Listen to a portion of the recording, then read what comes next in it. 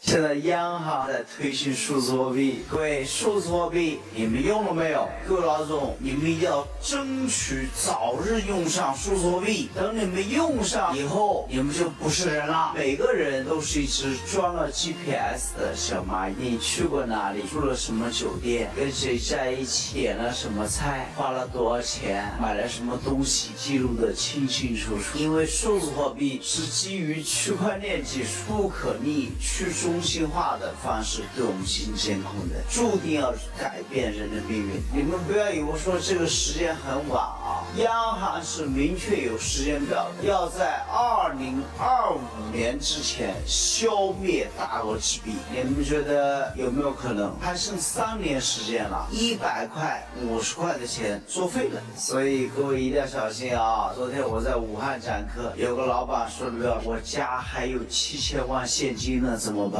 我说那咋办？3年之内赶紧花掉。我们从今年的7月1号开始，我们在河北、深圳、浙江3个地方要试点开展大额现金管理制度。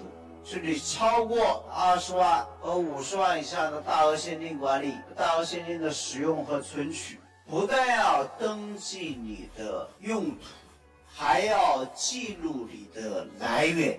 各位老总，你说用途你还讲得清楚，来源你讲得清楚吗？来源你不要想了，你肯定讲不清楚。各位，这是在管啥呢？管现金吗？所以你看，这个是釜底抽薪的一招啊。这还不是最厉害的，最厉害的是下一个，我们城市在搞不动产登记，农村在搞土地确权，是在管啥呢？管你的资产。以前资产交易才要交税，现在增量吃不动了，我们要考虑是存量。第二步，要求我们对个人金融账户进行分类管理，这在管啥呢？管你的收入嘛，就是要把我们每个个人要当成一个公司来管理。我以前不是不知道你赚多少钱吗，沈总？